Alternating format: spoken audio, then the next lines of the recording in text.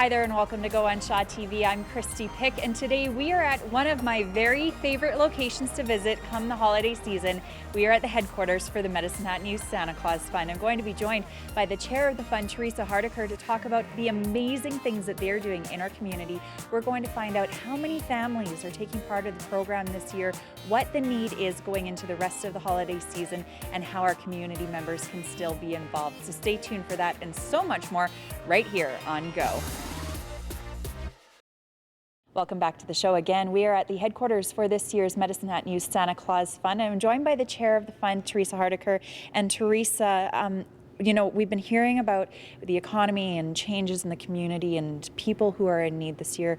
As far as your group is concerned, we've seen a huge increase in the number of families that you've seen. So tell me about that. Yes, we wrapped up our intake, and to date, we have seen well over 200 more families than we did during our giving season last year. So we did see quite a significant increase in families needing help. And we were able to help them out this year. So that's a great feeling and something for us to take away. You said more than 200 families more than last year. In total, over 500 families this year were involved in the process. But you also changed some of the things that you did, and the way that parents are able to get toys and things for their kids has changed, and that's really exciting. Yeah, this year we were able to add an extra opportunity for the parents to be able to actually come in and pick their toys from the shelves that we had. So it's more of an empowerment piece for us. It was a great opportunity for them to be able to go through, pick their toys, get their vitality packs, get their stocking stuffers, have their food voucher issued to them. And then we provided wrapping paper for all of them, and they were able to go home, wrap their presents, put them under the tree, and be able to enjoy the holiday season with their families. Probably a totally different aspect where you can have the gifts, take them home, wrap them, and have them under the tree instead of have them just kind of pop up one day. Absolutely. And I think that's really important in being able to do that yourself. You had mentioned all the things that are involved. So the toys, the stocking stuffers, the vitality packs, which are personal care items and that sort of thing we've talked about in the past. But the food vouchers as well. I mean, I've known about the Santa Claus Fund forever. I personally didn't realize that a food voucher is included, so talk about that. Yeah, so we have been in operation for 30 years, and during the 30 years, what we started out as is giving toys, and at that time they actually received a large hamper of food.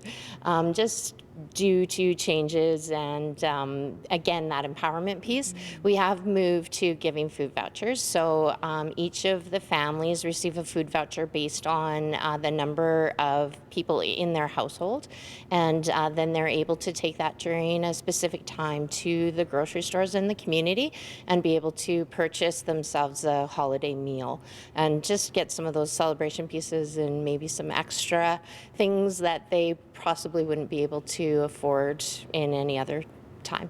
Really making the holiday special, looking at all aspects. I want to keep you around because later in the show I want to talk about, you still have a couple of major fundraisers coming up. There is still a need in the community. Intake is done, but still a lot of gifts need to go out. I know you start in November, right? We normally start in September. Of course, our toy run is always our big kickoff. But the planning really does go all year round, and then we do have a couple of events that we support in the spring. We do an Easter dinner, and then we support the Ministerial Fund as well. And that gives us the opportunity to not only be the Santa Claus Fund, but also have the opportunity to support the community throughout the year as well. Okay, so those donations are really important because it's not just for Christmas time, it goes all year round. So I'm going to keep you around because I want to talk about what's still needed this year. So stay tuned. After the break, I'm going to keep talking with Theresa Hardiker from the Medicine Hat News Santa Claus Fund here on Go.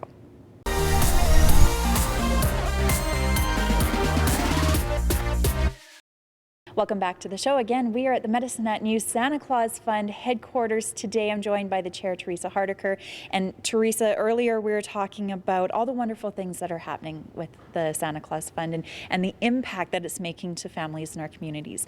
More than 500 families this year. It's up at least 200 families over last. When we were talking, we had tons and tons and tons of toys for little kids, But this is the older kids section, 9 to 17, looking at a lot of empty shelves, still a lot to go out. So what do you guys need, and how do we help out? So we do have community drop-off areas within the city. If you can visit our website online and take a look at what those drop-off points are, and if you can pick up an older toy, something along those lines, and drop it off, that would be fantastic. That will help fill some of the shelves and some of the need that we still have. Okay, so 9 to 17-year-olds is what we're kind of looking for right now, I understand.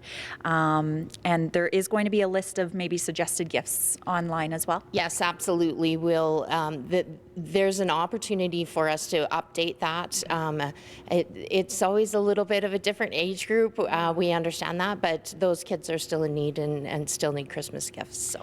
Now, I understand that there is an opportunity to maybe sponsor families if somebody doesn't want to drop off just toys, if they don't want to just give a random dollar or figure, they can actually sponsor a family and get a hold of you guys to find out about that? Yeah, again, that information will be put onto our website at www.mhsantafund.com. And if you'd like to help us out that way, just visit there or get a hold of us as well. Okay. Now, you had mentioned earlier in the program that it's not just Christmas time that this group is able to give back to the community. You help out throughout the year for things that we don't even realize are going on. If it's a family in need, if there's a fire that takes place and the kids are involved in just getting them clothing, toys, food, whatever it may be. You guys have a huge fundraiser coming up, and it's been going on for 25 years. It is probably one of the most talked about auctions in town. So give me some of the details on that. Yeah, the Corona auction will be happening on Thursday, December the 10th, starting at 7 p.m. It's always fun. If you haven't had the opportunity to come down and see how it works, please take the opportunity this year to come down and see some of the great items that are available for auction.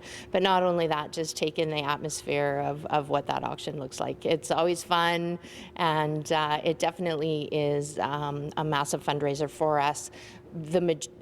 Really, it covers off the majority of the food vouchers that do go out to our families.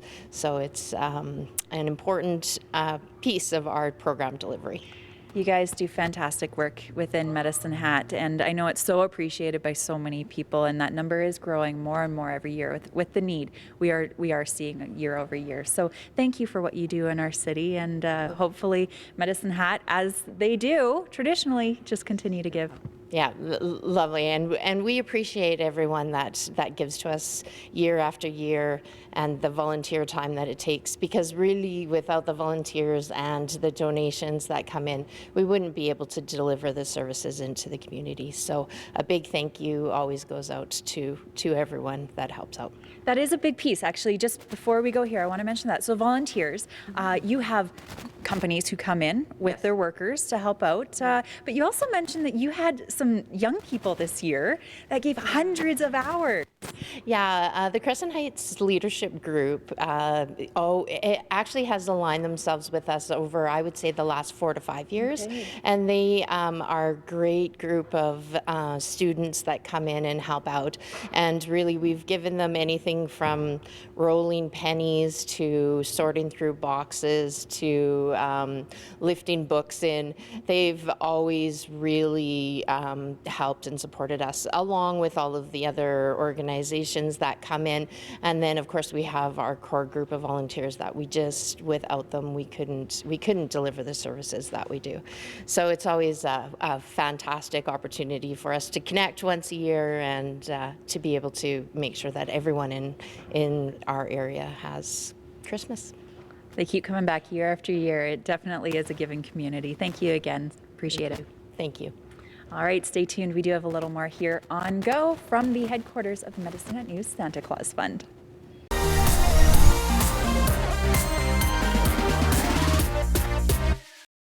Well, that is it for our show today. Again, a big thank you to the Medicine Hat News Santa Claus Fund, all of the volunteers, the coordinators, anybody that's helped out this year.